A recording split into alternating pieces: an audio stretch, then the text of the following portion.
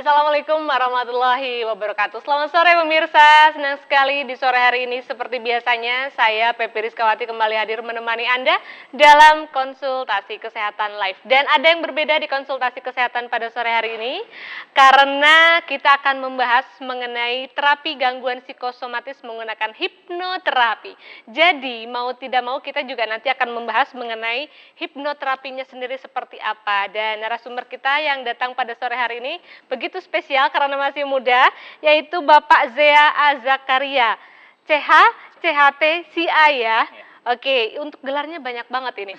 Saya panggilnya Bapak atau gimana nih? Enaknya Akang aja. Kayaknya Akang, soalnya masih muda ya.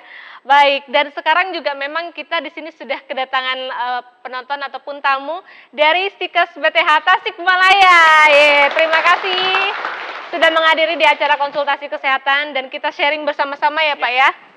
Mengenai psikosomatis menggunakan hipnoterapi. Kayaknya kalau misalnya kita mendengar psikosomatis kemudian hipnoterapi, itu masih sedikit masyarakat yang tahu mengenai hal tersebut ya. Kalau misalnya antar mahasiswa mungkin sudah biasa, tapi untuk masyarakat ataupun ibu-ibu itu tampaknya masih awam untuk hipnoterapi ini.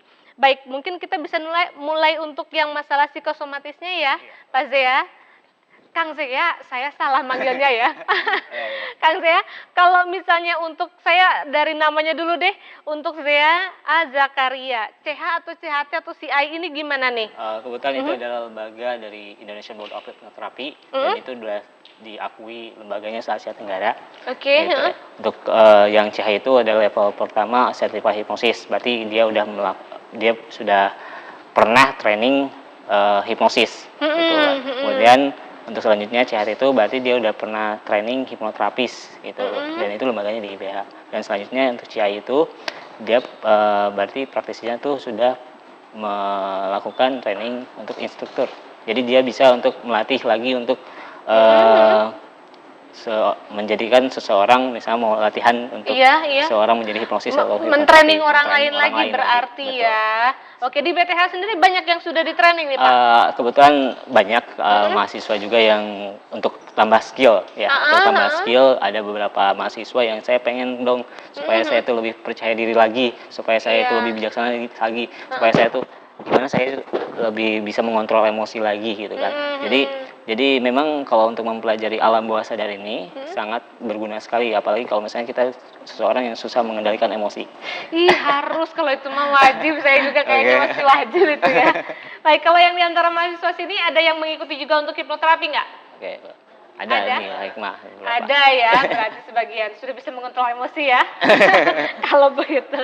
Baik, kalau untuk Kang Zea ini memang untuk praktisi hipnoterapi kemudian spesialis dan pakar alam bawah sadar ya. Kalau untuk kita sendiri nih, ngomong-ngomong untuk masalah alam bawah sadar, kalau misalnya untuk di awal tadi banyak training gitu ya, yang pertama kali mungkin yang tertarik dari Kang Zea sendiri, kok bisa ngambilnya mengenai hipnoterapi sih dulu gitu? Apa yang mungkin menjadi pemicunya ataupun latar belakangnya dulu? Oke, latar belakang saya waktu dulu memang saya itu klien sebenarnya awalnya.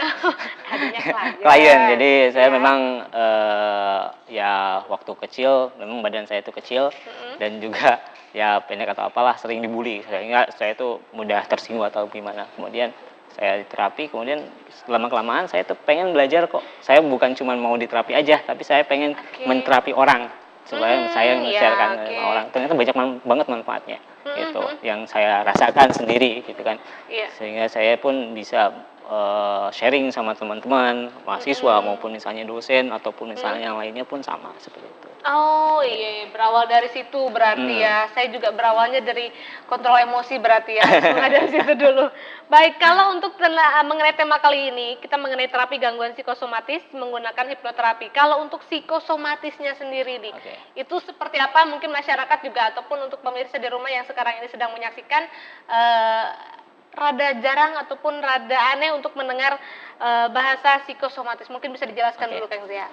Psikosomatis itu yang pertama kita harus tahu dulu dari WHO ataupun misalnya dari Dinas Kesehatan, definisi kesehatan itu kan baik fisik maupun psikis dan spiritual. Nah, yang kita tahu cuman fisik aja. Biasanya hanya fisik aja, tidak memperhatikan psikis ataupun yang lainnya. Nah, ini banyak sekali di masyarakat, terutama yang kalau misalnya untuk masalah psikis atau psikosomatis mereka tuh istilahnya gimana nanti aja lah gitu kan gitu. Iya, iya, betul, Nah, betul. kalau psikosomatis itu ada beberapa definisi. Yang pertama itu dari dua kata ya. Yang pertama psiko dan juga soma. Yang pertama adalah yang pikiran dan juga tubuh ya. Jadi yang definisi pertama tentang psikosomatis itu, jadi kalau misalnya ada seseorang yang sakit, misalnya saya pusing, kepala, bisa berawal dari pikiran. Itu psikosomatis.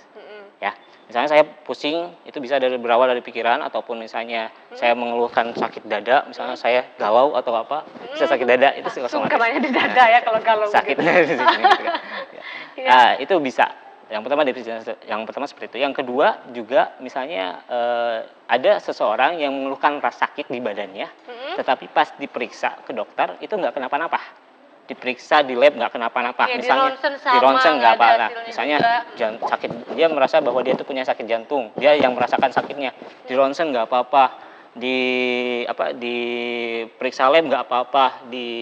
Diperiksa sama dokter juga kenapa-napa. Nah, biasanya itu sugesti. Nah, nanti mungkin saya akan jelaskan awal mula sugesti pertama masuk kenapa dia tuh menganggap bahwa dia itu punya penyakit jantung, ataupun misalnya dia punya penyakit sakit kepala yang berlebihan. Ada sebagian orang, ada mahasiswa yang setiap hari Senin itu dia punya sakit kepala. Ya. Jadi sakit kepala di hari Senin ya? Sakit kepala di hari Senin. Kalau ada. yang masih jomblo mungkin sakit kepala di malam Minggu. Gitu. Jadi setiap hari Senin dia sakit kepala. Itu psikosomatis. Jadi setiap hari Senin dia sakit kepala, atau misalnya dia pada saat mau menghadapi ujian meriang seluruh badannya. Itu psikosomatis. Gitu. Jadi mungkin yang kalau dalam istilah kitanya ya, istilah awamnya secara medis mungkin tidak bisa dibuktikan ya bahwasanya mereka itu sakit gitu, tapi ada gejalanya ya. Terlihat langsung gitu maksudnya. Oke, baik, kita lanjutkan lagi ya mengenai psikosomatis ataupun hipnoterapinya setelah pariwara. Baiklah pemirsa, kita akan segera kembali sesaat lagi. Jangan dulu kemana-mana, tetap bersama kami dalam konsultasi kesehatan bersama Kang Zea juga teman-teman dari Stikas PTH Tasikmalaya.